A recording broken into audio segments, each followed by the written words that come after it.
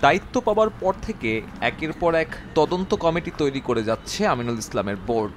কখনো ফিক্সিং, কখনো নারী কেলেঙ্কারি। এবার মাটি চোর ধরতে ৩ সদস্যের তদন্ত কমিটি গঠন করতে যাচ্ছে গ্রাউন্ডস কমিটি।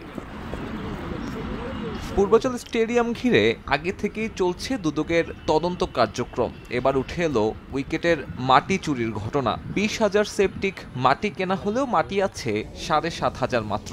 আছে গুণগত মান নিয়েও প্রশ্ন। গ্রাউন্ডস কমিটির চেয়ারম্যান দায় চাপালেন আগের বোর্ডের ওপর। ২০,০০০ সেফটি মাটির পরিমাণের ইয়ে ছিল, কিন্তু যখন আমাদের মেজারমেন্ট করা দেখা যাচ্ছে যে অলমোস্ট ৭,৫০০ মতো পাওয়া গেছে। তো এটা পড়েছে কি পড়ে নাই, বা কে সাইন করেছে কে করে, এই পুরো জিনিসটাকে দেখতে হবে। এবং এটা একদমই আমি মনে করি স্বচ্ছ একটা এনকোয়ারি কমিটি করতে হবে, যেন একদম পুরো জিনিসটা সিনারিওটা বেরিয়ে আসে কারা কারার মধ্যে জড়িত। তদন্ত কমিটিটা করবো নিউট্রাল একটা তদন্ত কমিটি, যেখানে কিনা হয়তো ১-২ জন আমাদের ডিরেক্টর থাকবেন এবং বাইরের ১-২ জন যারা কিনা হয়তো গোয়েন্দা সংস্থার মানুষ। আমি মানে ফিল করি যে এমন কিছু মানুষ রাখবো যে মানুষরা হয়তো এই ধরনের কাজগুলো করে অভ্যস্ত।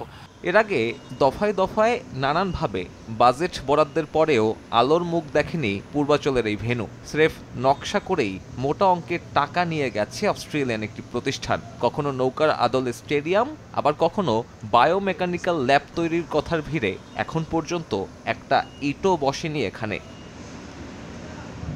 শুধুমাত্র এই পূর্বাচল নয়, ঢাকার বাইরের ভেন্যুগুলোতেও চলছে মাটি চুরির ঘটনা। সরেজমিনে দেখে এমন হতাশার কথাই জানালেন বিসিবির পরিচালক আসিফ আকবর। বান্দরবান স্টেডিয়াম থেকে মাটি নিয়ে গেছিল, তো পরবর্তীতে আমরা বিসিবি থেকে ওদের জন্য একটা অনুদান পাঠানো হয়েছে, যারা তারা টার্ফ তৈরি করতে পারে, খেলাটা শুরু করতে পারে এবং প্র্যাকটিস ফ্যাসিলিটিস যেন সৃষ্টি হয়। আগামী মৌসুমের আগে অন্তত অনুশীলনের জন্য হলেও পূর্বাচল স্টেডিয়াম সচল করার অঙ্গীকার করেন নবগঠিত গ্রাউন্ডস কমিটি। সাব্বির মিথুন, সময় সংবাদ।